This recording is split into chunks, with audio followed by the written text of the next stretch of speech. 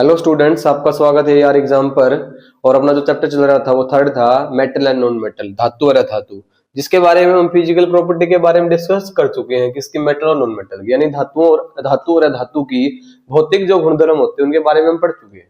जिसके अंदर हमने एक्टिविटी के द्वारा क्या किया था, एक एक प्रॉपर्टी को क्या किया था, डिस्कस किया था, और बाद में क्या किया था, उनका कंपेरिजन किया था, यानी तुलना की थी भाई किस प्रकार जो धातुओं की प्रॉपर्टी होती है वो किस प्रकार धातु से अलग होती है, जो कि एग्जाम में क्वेश्चन भी बनता है वो। ठीक है, अब जो डिस्कस करेंगे ना वो एक एक्टिविटी रहती है मेटल केमिकल प्रॉपर्टी से पहले, आसान सी एक्टिविटी है, इतना मतलब उसमें ऐसा कुछ है नहीं कि भाई जो नॉन मेटल के है ना, जब आप पानी में डिजोल्व करोगे नॉन मेटल को, जैसे सल्फर है, नॉन मेटल इसका पाउडर हो गया, या फिर मेटल का पाउडर है, जैसे मेटल इसमें दे भी रखी है दो आपको, मैग्नीशियम का और सल्फर का। तो मैग्नीशियम आपकी धातु है और सल्फर है नॉन मेटल है। जब भी आप इनको वाटर के अंदर डिजोल्व करोगे ना तो क्या बनेगा, ये तो हमेशा एसिडिक ऑक्साइड देगा। क्या देगा? Acidic oxide. ध्यान रखना, पानी के अंदर डिसोल्व करोगे तो, ठीक है, अम्लीय ऑक्साइड देगा। और ये क्या देगा? MgOH की ट्वाइस पानी के अंदर घुल जाता है, मिल्को मैग्नीशिया बोलते हैं इसको, ये बेसिक ऑक्साइड होता है। बस ये ध्यान रखना आपको इसमें से बस यानी आपको क्या ध्यान में रखना है कि धातुओं को जब भी जल के अंदर घोला जाता है तो कैसा नेचर की ऑक्साइड देती है? बेसिक, यानी क्षारीय। ठीक है, क्षारीय यह है, ये बेसिक ऑक्साइड, और नॉन मेटल है एसिडिक ऑक्साइड। बस ये था इसके अंदर। अब आगे है ना क्या डिस्कस करेंगे आप डिस्कस करेंगे भाई केमिकल प्रॉपर्टी की, मतलब कैसे डिफरेंशिएट किया जाएगा। भाई केमिकल प्रॉपर्टी के अकॉर्डिंग ही मेटल को अच्छे से डिस्कस मतलब करेंगे, और डिफरेंशिएट भी इन्हीं के अकॉर्डिंग मेटल और नॉन मेटल को किया गया है। ठीक है भाई, फिजिकली तो सिर्फ आपने देख के बता दिया था, अब केमिकली का मतलब क्या भाई, कैसे ही रिएक्ट करेंगी चीजों के साथ, भाई कैसे पानी के साथ करेंगी, कैसे एयर के साथ यानी ऑक्सीजन के साथ करेंगी, या फिर आपका एसिड है या बेस है उनके साथ कैसे रिएक्शन करेंगे मेटल और नॉन मेटल, उसके बारे में हम डिस्कस करेंगे इसके अंदर है केमिकल प्रॉपर्टीज के अंदर। तो अपनी जो नेक्स्ट हेडिंग है वो क्या है? Chemical properties. हिंदी में अगर मैं बात करूं तो रासायनिक रासायनिक देख लेना भाई, रासायनिक गुणधर्म। अब इसके अंदर जो पहला जो अपना टॉपिक होगा ना वो पेपर में एग्जाम में ऐसे ही बनेगा कि भाई what happen when metal burned in air या ऑक्सीजन। जैसे मैं अगर एनसीईआरटी में फोन के अंदर डाउनलोड कर रखी है कि सोचा भाई मैं फोन मत बढ़ा लग रहा हूँ। What happen when metals are burned in air, जो अपनी नेक्स्ट हेडिंग है वो क्या है कि भाई जब अपा धातु है उसको एयर के अंदर जलाएंगे तो क्या होगा। ये चीज आप पहले चैप्टर के अंदर पहली जो एक्टिविटी क्रियाकलाप थी उसके अंदर हम डिस्कस कर चुके हैं।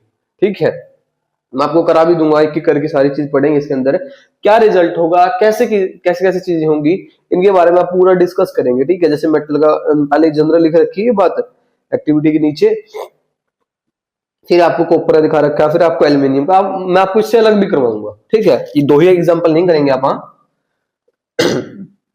जैसे इसमें कॉपर का है, और मेरे ख्याल से इसमें आगे पढ़ेंगे आप एम्पोटेरिक। हाँ, एम्पोटेरिक भी आएगा इसमें, एल्यूमिनियम ऑक्साइड के साथ होगा।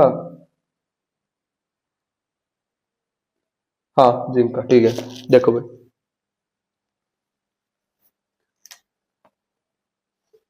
जैसे हेडिंग क्या है, व्हेन व्हाट हैपन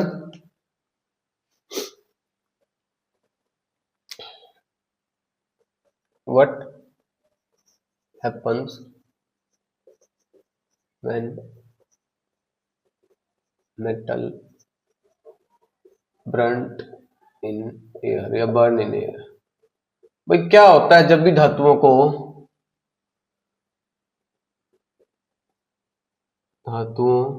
को वायु में दहन होगा ना, जलाएंगे तब क्या होगा। ठीक है, मगर आपको पहले चैप्टर के अंदर ले चलूं, हमने उसके अंदर एक्टिविटी की थी, क्या की थी भाई, मैग्नीशियम था, मैग्नीशियम को क्या किया था हमने, एयर के साथ जलाया था, बर्नर के साथ जलाया था ना, वे ऑक्सीजन दी थी और हीट देके जलाया था, तो उसका क्या बना था मेटल का। मैंने वहां पे भी लिखवाया था, यहाँ पे भी लिखवा रहा हूं आपको, रिजल्ट क्या बनेगा, मेटल का ऑक्साइड MgO। ठीक है, हीट दी है तो एक्सोथर्मिक या एंडोथर्मिक, एंडोथर्मिक रिएक्शन भी है जिसमें हीट देंगे। ये बाद की बात, दो से एक बढ़िया कॉम्बिनेशन रिएक्शन भी है। अगर यानी मैं आपको जनरलाइज्ड रिजल्ट की बात करूं ना कि भाई जनरल रिजल्ट निकल के आएगा वो मेटल के लिए, वो क्या निकल के आएगा। जैसे अगर मैं बात करूं कि भाई कोई अपने पास मेटल है, उसको एयर में जलाओ, एयर का मतलब क्या समझोगे यहाँ पे, ऑक्सीजन, ठीक है, ऑक्सीजन में जलाएंगे ना, क्योंकि कंबशन के लिए क्या जरूरी होती है, ऑक्सीजन। तो हमेशा क्या बनेगा, हीट दी है, बर्न करेंगे तो क्या बनेगा, हमेशा मेटल का ऑक्साइड बनेगा।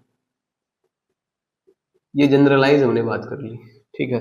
यानी धातु थी, अगर मैं हिंदी में बात करूं तो उसको वायु में क्या किया, यानी वायु का मतलब ऑक्सीजन में क्या किया, हीट डेल्टा मतलब हीट को दिखा रहा है, ऊष्मा को। धातु क्या बनता है हमेशा, ऑक्साइड। ये है अपना सामान्य रिजल्ट, जो जनरलाइज्ड चीजों को कैलकुलेट करके देखा गया है, यानी मतलब जो समराइज्ड चीजें निकल के आई वो यही रिजल्ट था। इसके अंदर मैं अगर बात करूं तो सबसे पहले अगर मैं पोटेशियम की बात करूं, ऑक्सीजन में जलाएंगे तो क्या बनेगा भाई, हीट दी है, पोटेशियम पे चार्ज होता है 1 पॉजिटिव, ऑक्सीजन पे 2 नेगेटिव, तो क्या बनेगा भाई, 9वीं क्लास के आपको टेबल याद करनी पड़ेगी आपको अगर ये चीजें बनानी है तो। भाई के पॉजिटिव है, O2 नेगेटिव, तो हमेशा क्या बनेगा इससे, K2O बनेगा, पोटेशियम ऑक्साइड, यानी K2O, पोटेशियम ऑक्साइड। पोटेशियम है ऑक्साइड, मेटल का ऑक्साइड हो गया, धातु ऑक्साइड। अगर मैं सोडियम की बात करूं, सोडियम में भी यही चीज होगी, Na2O, सोडियम ऑक्साइड। अगर मैं कैल्शियम में बात करूं तो तब भी क्या बनेगा, CaO। ये कैसे बना, Na एक पॉजिटिव होता है, इसमें 2 पॉजिटिव होता है और ऑक्सीजन पे 2 नेगेटिव, ये ध्यान रखने पड़ेगा आपको चार्ज। उसी प्रकार अगर मैं मैग्नीशियम की बात करूं, जैसे हमने पीछे पढ़ गए थे, तो क्या बनेगा, MgO, magnesium oxide, calcium oxide, sodium oxide, potassium oxide. अगर मैं एल्यूमिनियम की बात करूंगा तो क्या बनेगा, देखो एल्यूमिनियम पे चार्ज होता है Al3 पॉजिटिव, O2 नेगेटिव, तो 2 इसका यहाँ पे गया, 3 यहाँ पे गया, तो क्या बनेगा Al2O3, ठीक है, चार्ज का आपस में ट्रांसफर हुआ है, ठीक है। तो क्या बनेगा, एल्यूमिनियम ऑक्साइड, मेटल का ऑक्साइड, Al2O3 बना। जैसे मैं अगर जिंक की बात करूं, अब जिंक पे चार्ज जैसे 2 पॉजिटिव होगा ना जिंक पे चार्ज, तो क्या बनेगा, ZnO, जिंक ऑक्साइड। अगर कॉपर की बात करूं, CuO, कॉपर ऑक्साइड। तो देखो भाई कितने सारे हमने एग्जांपल भी डिस्कस कर लिए इसके। इसमें सिर्फ क्या दे रखे थे आपके, इसमें दे रखा था जैसे कॉपर का दे रखा था और एल्यूमिनियम का था, ठीक है। ये सारी चीज हमने क्या कर ली, इसकी डिस्कस कर ली। यानी इस प्रकार से क्या होगी, ये रिएक्शन होगी, ठीक है। किसमें, जब भी धातुओं को किसमें जलाया जाएगा, एयर में, एयर यानी ऑक्सीजन में। तो हमेशा मेटल का ऑक्साइड बनेगा, ध्यान रखना। बैलेंस करना चाहो तो आप बैलेंस कर सकते हो, जहाँ पे बैलेंस नहीं है, ठीक है, संतुलित आप अभिक्रिया को कर सकते हो। ये अपना फाइनल रिजल्ट था, इसमें करके आया, ठीक है। कोई इवोल्यूशन ऑफ मतलब कोई गैस बाहर नहीं निकली या कुछ और चीज बाहर नहीं निकली, सिर्फ आपका ये प्रोडक्ट बना। और ये देखो 2 से 1 बन रहा है, और उस रिएक्शन का क्या नाम था जिसमें 2 से 1 बनेगा, कॉम्बिनेशन रिएक्शन, संयोजन अभिक्रिया, जिसमें 2 विकारकों से एक उत्पाद बनता है। Two reactor react to give one product is called combination reaction, संयोजन अभिक्रिया। अगर मैं आगे बात करूं, recall chapter 2, how copper oxide react with hydrochloric acid.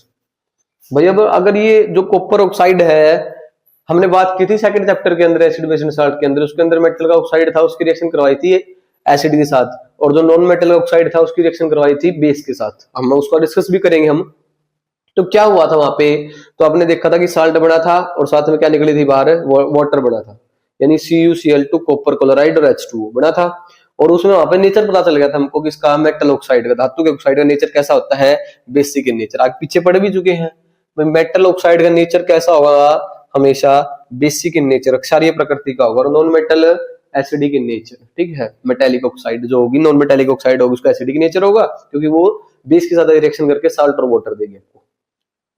लेकिन आप जो आगे पढ़ेगा ना, इसमें ऐसी 2 मेटल का ऑक्साइड है, ऐसे 2 मेटल के ऑक्साइड है, कॉपर का कॉपर ऑक्साइड, एल्यूमिनियम ऑक्साइड है, जो आपके क्या करेंगे, एसिड के साथ तो रिएक्शन करेंगे, लेकिन साथ में बेस के साथ भी अभिक्रिया करेंगे। यानी ऐसे धातु के ऑक्साइड दो हैं जो अम्लों के साथ तो अभिक्रिया करते करते हैं, साथ में अक्षारकों के साथ भी अभिक्रिया करेंगे और आपको क्या देंगे, साल्ट एंड वाटर, लवण और जल देंगे। उन्हीं को बोलते हैं एम्फोटेरिक ऑक्साइड, उभयधर्मी ऑक्साइड बोलते हैं उनको। क्या बोलते हैं, उभयधर्मी ऑक्साइड बोलते हैं। बहुत ही इंपॉर्टेंट क्वेश्चन होने वाला वो, आपको आपके लिए मैं आपको एक बार पढ़ देता हूं आपके लिए।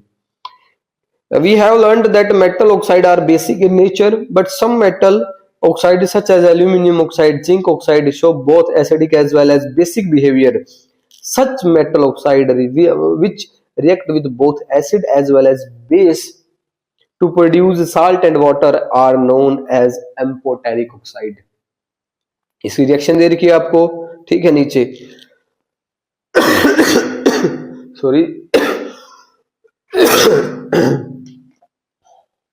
जैसे अगर मैं एक, मेरे को साल्ट बनाना था Na2ZnO2, हाँ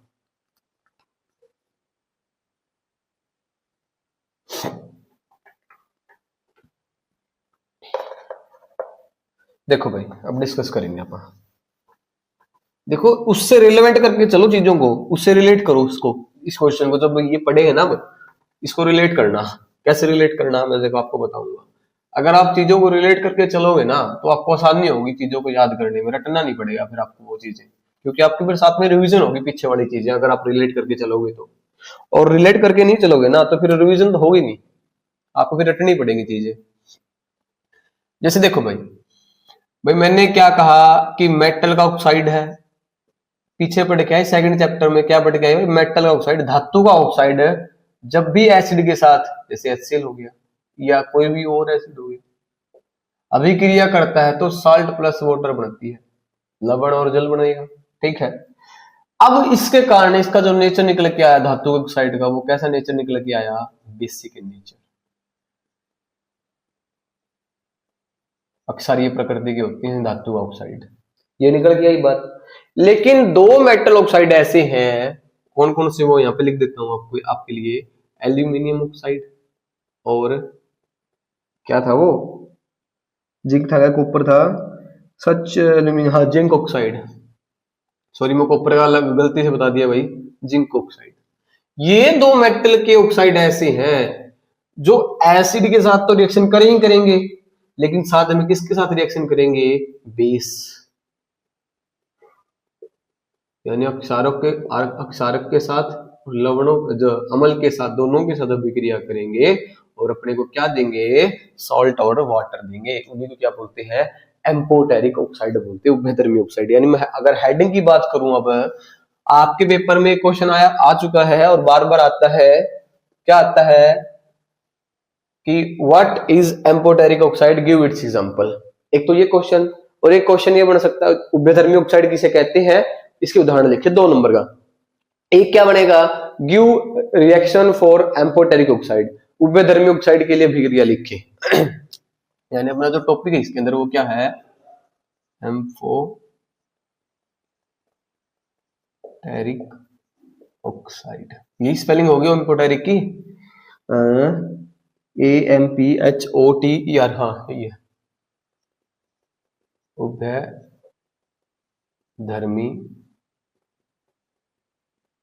ऑक्साइड। अगर डेफिनेशन की बात करें तो आप पढ़ सकते हैं एनसीईआरटी में से, सच मेटल ऑक्साइड, ऐसे धातु के oxide which react with, such metal oxide, धातु के oxide which react with base as well as acid, ऐसे धातु के ऑक्साइड जो अक्षारक और लवण, अक्षारक और अम्ल दोनों के साथ अभिक्रिया करके क्या दे, सॉल्ट एंड वाटर, जो लवण और जल दे, उन्हीं को बोलेंगे एम्फोटेरिक ऑक्साइड, उभयधर्मी ऑक्साइड। जब आप एनसीईआरटी में डेफिनेशन पढ़ोगे आपको मिल जाएगी नीचे। अगर मैं रिएक्शन की बात करूं, जैसे मैं एल्यूमिनियम ऑक्साइड के लिए बात करूं भाई, पहले मैं दोनों के लिए दिखाऊंगा आपको, एल्यूमिनियम के लिए भी, जिंक के लिए भी। एनसीईआरटी में सिर्फ एल्यूमिनियम के लिए, लेकिन आपको दोनों के दिखाएंगे। पहले एसिड ले लेते हैं, दूसरी रिएक्शन में एल्यूमिनियम ऑक्साइड की किसके साथ, बेस के साथ, अक्षारक के साथ, देखो वाटर तो निकलेगा बाहर, जल तो निकलेगा और साल्ट बनेगा। यहाँ पे देखो किसका साल्ट बन रहा है, एल्यूमिनियम क्लोराइड का। तो क्या बनेगा साल्ट है, एल्यूमिनियम क्लोराइड, एल्यूमिनियम क्लोराइड और साथ में H2O। संतुलित करने तो नंबर ऑफ एटम संतुलित कर लेना भाई, बैलेंस कर लेना। अब यहाँ पे देखो भाई, अब देखो यहाँ पे दोनों मेटल आ गई भाई, सोडियम भी पोटेशियम भी। वाटर तो आप बाहर निकाल दोगे, कोई दिक्कत नहीं है, लेकिन इशू इसमें आ गया भाई, दो मेटल हैं और दो मेटल है तो अब किसको पहले लिखें। तो ध्यान रखना, जब भी दो मेटल आपस में जुड़ेंगे ना तो हमेशा वो मेटल पहले आएगी जो ज्यादा रिएक्टिव है, और ज्यादा रिएक्टिव मेटल कौन है, सोडियम है। तो Na2Al O2 ये फॉर्मूला होता है किसका, सोडियम एल्यूमिनेट। ये फॉर्मूला किसका होता है, सोडियम एल्यूमिनेट, यही होगा। हाँ Na2 लिख दिया है मैंने, इसमें नहीं आएगा भाई, ठीक ठीक ठीक, बैलेंस कर लेना भाई आप, ठीक है। NaAlO2 सोडियम एल्यूमिनेट, सोडियम आ गया, एल्यूमिनेट क्यों बोला, 8 का मतलब इसके साथ क्या जुड़ी है, एल्यूमिनियम के साथ ऑक्सीजन जुड़ी है। ये साल्ट बन गया, ये एल्यूमिनियम क्लोराइड आपका साल्ट, ठीक है। ये दो साल्ट बन गए, लवण मतलब लवण है ये। अगर मैं जिंक में बात करूं, भाई जिंक का ऑक्साइड था पहले HCl के साथ, ठीक है, ये नाम लिख लिया होगा आपने। फिर जिंक का ऑक्साइड था इसके साथ, 20 के साथ, वही अक्षार्क के साथ, अम्ल और अक्षार्क के साथ अभिक्रिया थी ना दो मेटल ऑक्साइड की। तो इसमें क्या बनेगा, ZnCl2 जिंक क्लोराइड और H2O। ये क्या है, जिंक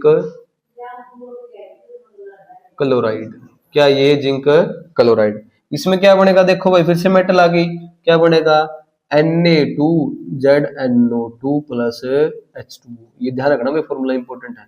ये क्या है, सोडियम पहले, तो sodium zincate, sodium zincate. Direct आपसे एक नंबर में फॉर्मूला पूछ सकता है पेपर में कि give the formula of sodium zincate, तो Na2ZnO2।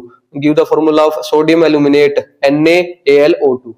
किससे बने हुए साल्ट है, दोनों के दोनों किसके साल्ट है, जब जिंक ऑक्साइड की मतलब बेस के साथ रिएक्शन करवाई, यानी सोडियम हाइड्रोक्साइड है, ये हाइड्रोक्लोरिक एसिड है, ये इस प्रकार से क्या है, ये एम्फोटेरिक ऑक्साइड के बारे में बता रखा है, ठीक है।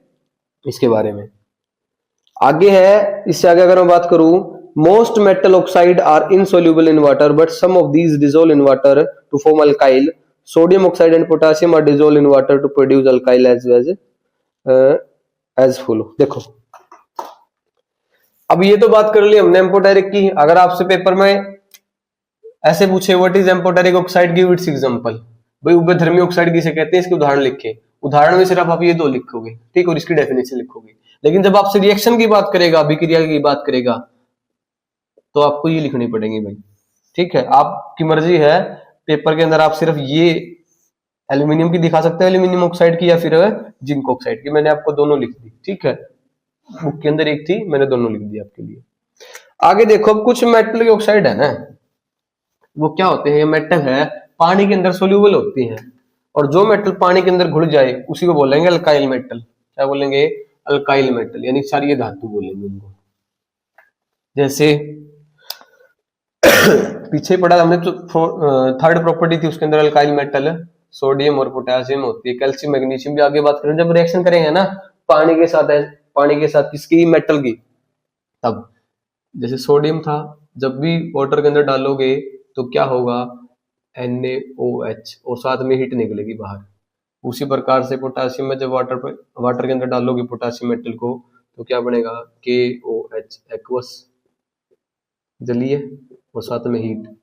और इसके अंदर क्या हुआ, एकदम से दोनों के अंदर इतनी ज्यादा रिएक्टिव मेटल होती हैं सोडियम और पोटेशियम है, कि जैसे आप इसको खुले में लेके आओगे या पानी के अंदर डालोगे तो एकदम से ब्लास्ट होगा। कारण है, जब भी पानी के अंदर डालते हैं तो क्या निकलेगी बाहर, हीट निकलेगी, यानी एंडोथर्मिक ऊष्माक्षेपीय अभिक्रिया होगी, जिसके कारण जो हाइड्रोजन गैस निकलेगी ना इसके साथ में, वो क्या कर लेगी, इससे मतलब हाइड्रोजन गैस का क्या होगा, एकदम से हीट मिलेगी तो ब्लास्ट होगा, जिसके कारण मतलब इसमें क्या होगा, ब्लास्ट होता है, ठीक है। आज के लिए इतना ही करेंगे, नेक्स्ट वीडियो में हम डिस्कस करेंगे आगे एनोडाइजिंग क्या होता है, कैसे मेटल ज्यादा रिएक्टिव कौन है, कैसे करेंगे, ठीक है। तब तक के लिए जय हिंद, जय भारत, धन्यवाद।